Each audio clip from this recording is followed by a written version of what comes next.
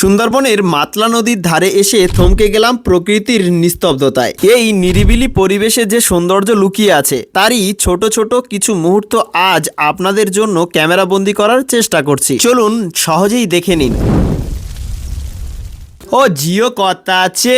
Hello বন্ধুরা, কেমন আছো তোমরা? আশা করছি সবাই ভালো আছো। দুপুরে খাওয়ার পর ঘুমানো যেমন তেমন আমি বেরিয়ে পড়েছি কিছু সুন্দর ছবি বা কিছু ফটো ক্লিক করার জন্য আজকে এই মাতলা রিভারের সাইটে, এবং এখান থেকে অনেক সুন্দর কিছু ন্যাচারাল পরিবেশের সুন্দর দৃশ্য আজকে ক্যামেরাবন্দি করার চেষ্টা করব এবং আপনাদের সঙ্গে সমস্তটা শেয়ার করার চেষ্টা করব। একদমই নয়, আমি কোনো ক্যামেরা নিয়ে আসিনি, আজকে নিয়ে এসেছি গ্যালাক্সি S24 আলট্রা। গাইস, আজকে সেই মাতলা রিভারের সাইটে আছি আর এখান থেকে আমি দেখানোর চেষ্টা করব আশেপাশের ন্যাচারাল পরিবেশটা কতটা সুন্দরভাবে ফুটিয়ে তোলা যায় এই মোবাইল ফোনের ক্যামেরা দিয়ে। চলো প্রথমে এই ছোট্ট নৌকাটির ছবি তোলা যাক। এটাকে আমাদের গ্রাম্য এলাকায় শালতি নামেই ডাকা হয় বা শালতি নামেই সবাই চেনে। আর একটু আকাশে হালকা কুয়াশা ভাব আছে, যার কারণে ছবিটি এমন আসছে। তবুও দেখানোর চেষ্টা করবো আপনাদেরকে। শালতির ফটো তুলতে তুলতে সামনে দেখতে পেলাম একটি পাখি বসে আছে, বগ বসে আছে। সেই বগের ছবিটা তোলা যাক মোবাইলে, কতটা সুন্দর আসে। অনেকটা দূর, মানে অনেকটা ডিস্টেন্স আছে এখান থেকে, তবুও দেখবো চেষ্টা করে যে এর জুমিং কোয়ালিটি কেমন আসে বা কতটা ডিক্লিয়ার আসে এই ছবিটি। আশা রাখছি যে ভালোই আসবে। তার কারণ হলো একটাই, যে S24 আলট্রায় 200 মেগাপিক্সেল ক্যামেরা আছে এবং 100x জুম আছে।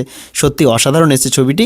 বগের ছবি তুলতে তুলতে দেখতে পেলাম যে অনেকজন মৎস্যজীবীর বোর্ড নিয়ে এদিকে আসছে, শালতি, তাদেরকে অনেকটা ছবি তুললাম। সত্যি খুব ভালো লাগছে এই দৃশ্যটি। এবার নতুন কিছু দেখানোর চেষ্টা করবো আপনাদেরকে, যেগুলো অনেকেই জানে না বা অনেকের অচেনা, আর কেউ কেউ হয়তো চেনে।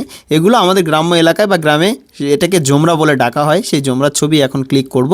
এটি অনেকটা শামুকের মতোই দেখতে হয় এবং এটিকে আমরা গ্রামে জোমরার নামেই চিনি। আপনাদের হয়তো ভাবনা চিন্তা হতেই পারে যে আজকে হঠাৎ ফটো তুলতে কেন এসছে। হ্যাঁ, আমার অনেকটা স্টোরের প্রয়োজন, ফটো কিছু স্টোর রাখা দরকার। কারণ হচ্ছে ন্যাচারাল পরিবেশ বা ন্যাচারাল সৌন্দর্য বা প্রাকৃতিক সৌন্দর্য কিন্তু ধীরে ধীরে শেষ হয়ে যাচ্ছে, যার কারণে আমি কিছু কিছু দৃশ্য ক্যামেরাবন্দি করার চেষ্টা করছি এবং সেগুলোকে স্টোর করার চেষ্টা করছি।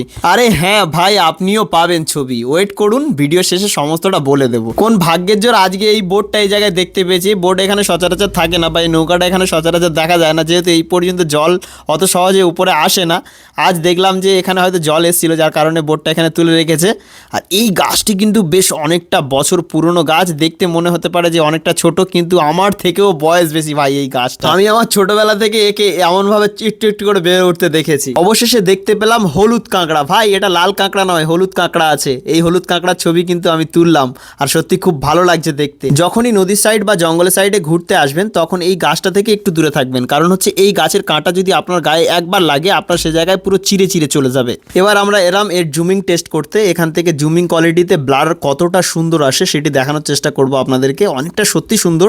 আর এটা 30x জুম করেছি এখান থেকে। জুম করার পরেও ছবি একটু বলতে পারছে না। গ্রাম্য এলাকা মানেই সত্যি অনেকটা সুন্দর হয়, আর বিশেষ করে তো নদীর সাইডে যখন মন খারাপ থাকে তখন আমি এই জায়গায় চলে আসি। অবশেষে আমরা কিন্তু এই জায়গায় এসেছি। আর এখানে দেখলাম শাপলা গাছ কিছুটা আছে, শাপলা ফুল ফোটেনি।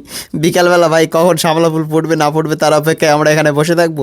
অবশেষে এবার আমরা সামনের দিকে এগিয়ে যাবো। আর এখান দেখতে পেলাম মাছরাঙা পাখি একটা উপরে বসে আছে, উপরের ডালে চুপচাপ বসে আছে। ওখান থেকে আমি টেনে নিলাম, এখান থেকে জুম করেছি, কতটা দেখতে পাচ্ছি 100x জুম। গাইস, খালি চোখে ঠিকঠাক দেখতে পাচ্ছি না, এখানে মোবাইলের মাধ্যমে চলে এসছে। তো আপনাদেরকে বলাই হলো না, আপনারা সমস্ত ছবি পাবেন শুধুমাত্র মইদুল ক্রিয়েশন ফেসবুক পেজ উপরে মেনশন করলাম। আর যারা ইউটিউব থেকে দেখছেন অবশ্যই ডেসক্রিপশানে লিঙ্ক পেয়ে যাবেন, ওখানে গিয়ে আপনারা সমস্ত ছবি ডাউনলোড করে দেখতে পারেন বা আপনাদের ওয়ালপেপারে সেভ করতে পারেন। তো বলুন আজকে এই দৃশ্যগুলি কেমন লাগলো আপনার কাছে?